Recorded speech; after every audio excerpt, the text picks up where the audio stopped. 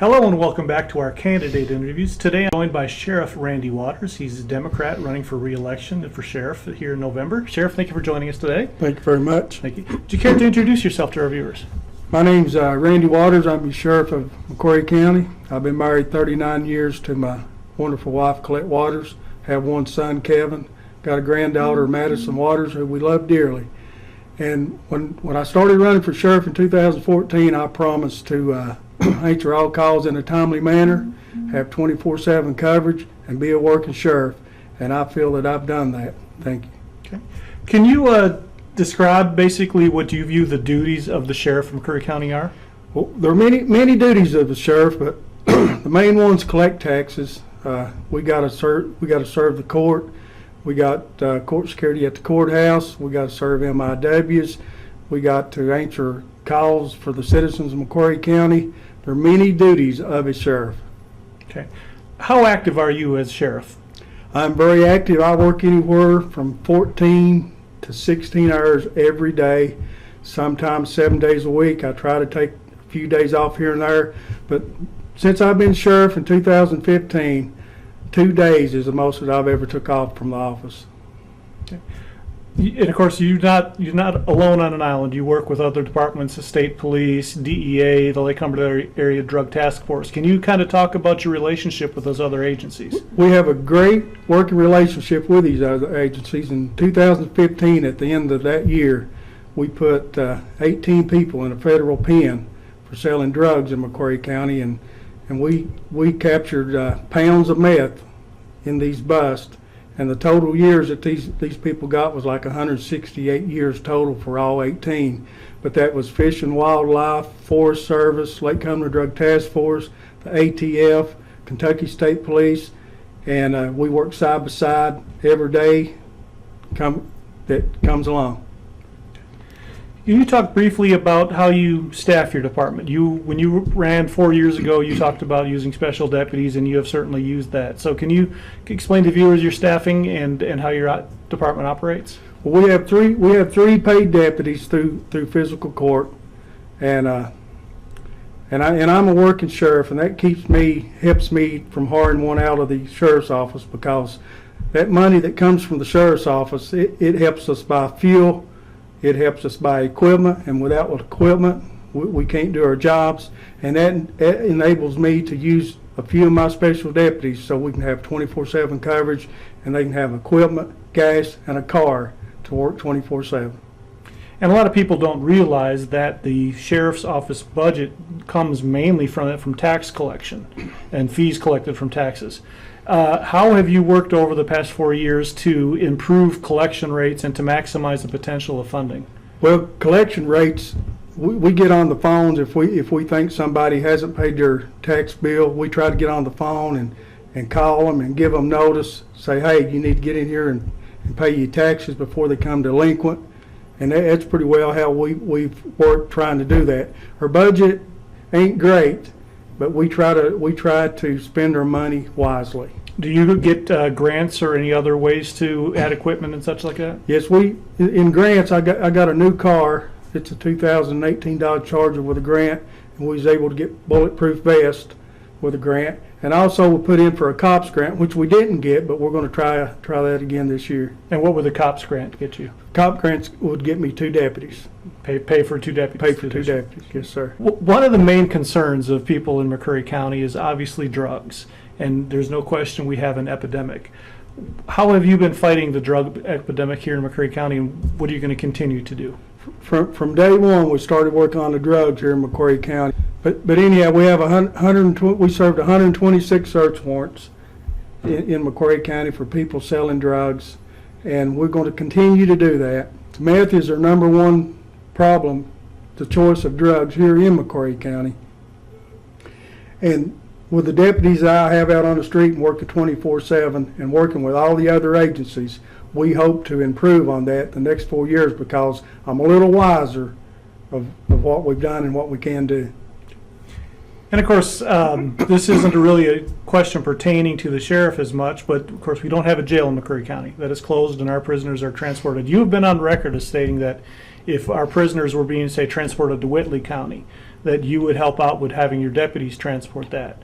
How does having no jail, how does that impact your day-to-day operations? Well, it puts a burden on the day-to-day work, because you arrest somebody, sometimes the transport officer may be able to get right there in 15 minutes, they're on the way. Sometimes it may be an hour. But if we had our prisoners closer, especially Whitley County, and them working on the new road, we'd be over and back in probably 20 minutes. And my deputy could take them, and we're back, and it'd help transporting, and maybe save enough money to help for jail. Okay. That's the last question I have. Is there anything else that you would like to say to our viewers? Well, I'd like to say again, ever since I've been campaigning for sheriff in Mccreary County, I always promised that we'd answer calls in a timely manner. We'd work 24/7, and I would be a working sheriff, and I have lived up to that. And I want to ask you to re-elect me as your sheriff of Mccreary County and continue moving forward, not backwards. And I want to say that all the equipment that we've got the 4 years that I've been sheriff, we have 6 four-wheel drive cruisers. We got 16 regular cruisers. I got one new cruiser from a grant, and I have applied for 2 more. We have bulletproof vests that we got with a grant. We've been able to buy radios, tasers, body cams, weapons, fingerprint kits, recorders, flashlights, raincoats, uniforms, lockout kits, spike strips, new computers and printers for the office and cars, remodeled the front office, security camera system in the front office, and was able to pave the parking lot. And I'm the only sheriff that has had 24/7 coverage, and I'm the only sheriff that I believe that has ever given any money back to the fiscal court at the end of our year. Well, thank you, Sheriff Randy Waters. Thank you. Randy is running as a Democrat for sheriff. Be sure to vote on November 6th. Thank you. Hello, everyone. I'm joined this afternoon by Milford Creekmore. He's our Republican primary winner, the candidate for sheriff. Milford, thank you for being here today. Thank you for having me. Do you want to introduce yourself to our viewers? Yeah, my name's Milford Creekmore. I'm your Republican nominee. I'd appreciate everyone's vote on November the 6th. And if I'm elected, I will provide you 24/7 coverage, answer all calls as quickly as possible, and work hard on the drugs, stolen property, and whatever else it needs to be done. Okay. You've got a long career in law enforcement. Do you want to share some of your qualifications? Yeah, I worked for the late MacArthur Swain as a paid deputy sheriff.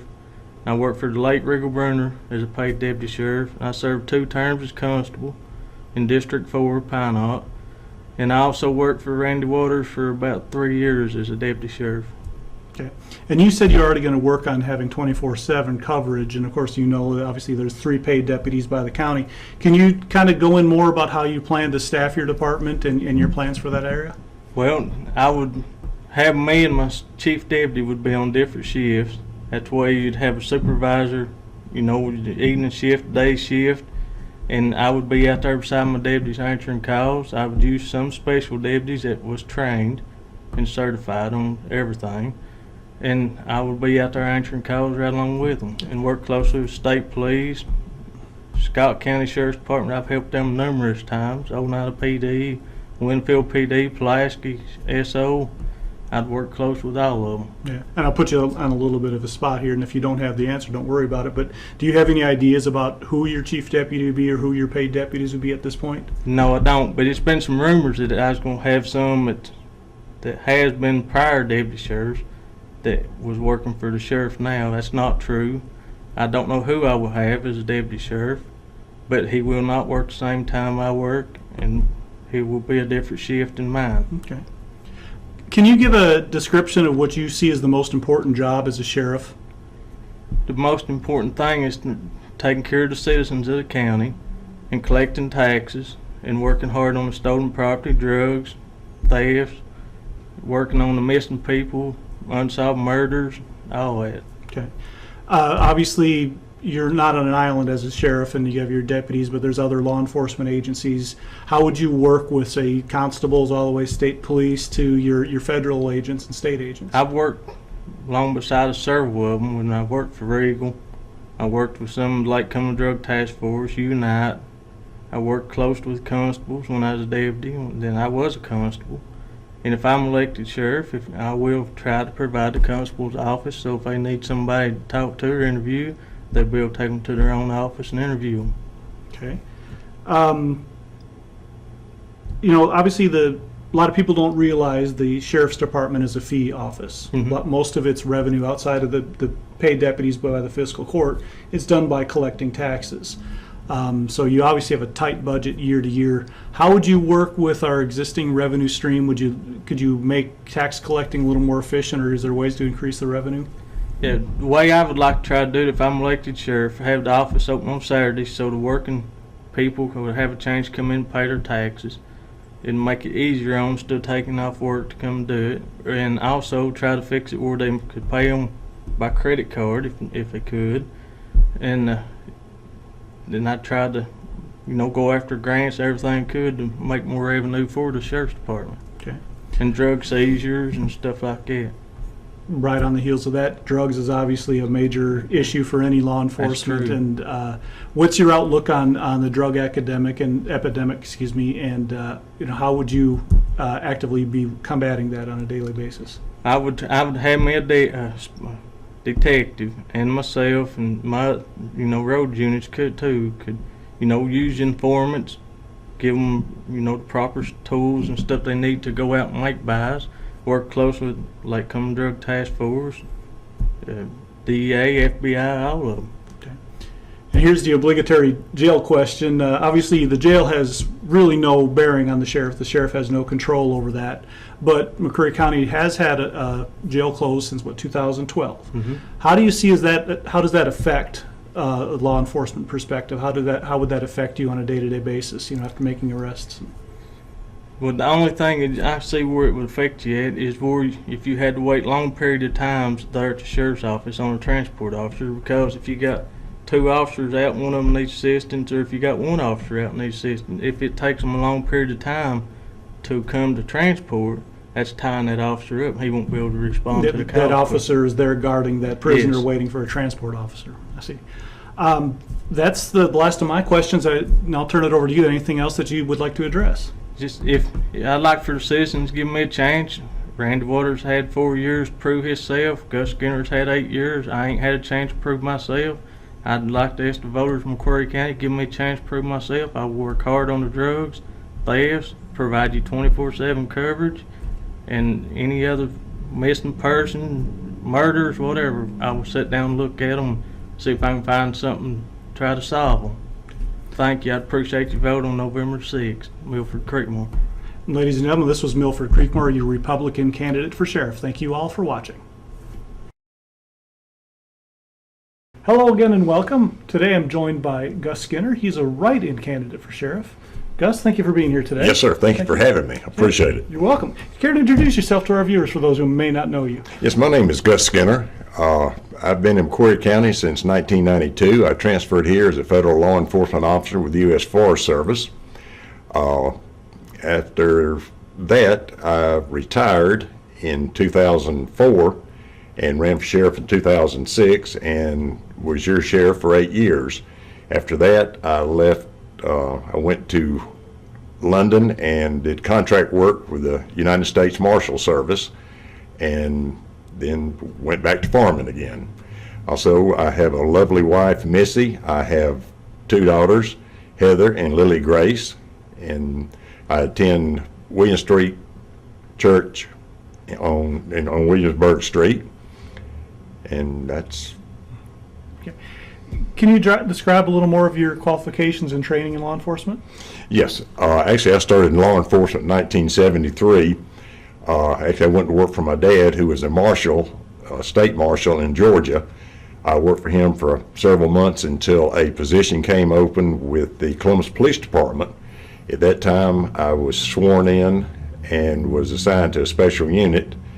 I attended and graduated the Georgia Police Academy. After Columbus, I went to Dougherty County Police Department down in South Georgia, and people say, well, why'd you go? Well, during that time, $100 a month was a lot of money, so I transferred down there. When I left the Dougherty County Police Department, I was a federal firefighter EMT with Fort Benning Fire Department. By getting in the federal system, I was able to get back into law enforcement as a federal law enforcement officer with the U.S. Forest Service. And like I say, I transferred here in 1992 and have lived here ever since. When I was a federal agent, I attended and graduated Federal Law Enforcement Training Center in Glencoe, Georgia. While I was sheriff, I attended and graduated the National Sheriff's Institute in Longmont, Colorado. And then I've had numerous hours of in-service training during my career as a law enforcement officer. And as you mentioned before, you served 8 years as sheriff previously. How active were you then, and how active will you be again as sheriff if you get reelected this fall? I guess my record shows that I was as active as I could be. One of my biggest things was drugs, and I, used used all the resources, outside resources I could use to try to rid this county of the epidemic that we have with drugs in this county. Mm-hmm. Can it be stopped? No, it cannot be stopped. Can it be slowed down? Yes, it can.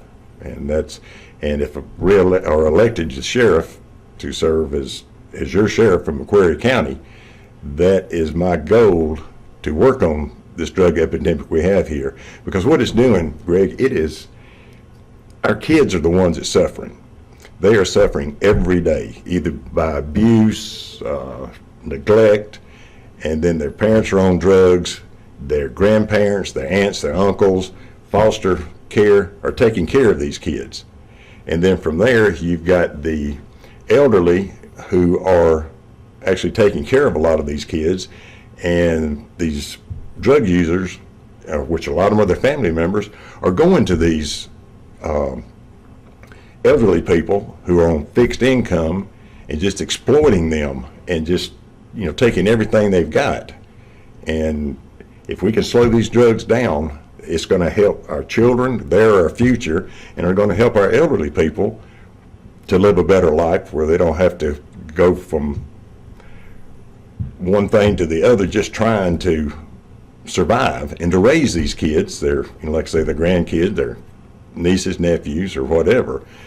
And like I say, with my federal experience, and which I've already contacted several of the federal agencies and state agencies that I work with, and if elected, they are 110% behind me on anything they can help me do, because the sheriff's office the staffing as far as deputies is low. So, I use all that I could use on outside resources on any crime that's, a major crime, because we do not have the resources or the money to get out and investigate these crimes like we should. Yeah, and that leads right into my next question. As you're well aware, the county, the fiscal court pays for 3 deputies.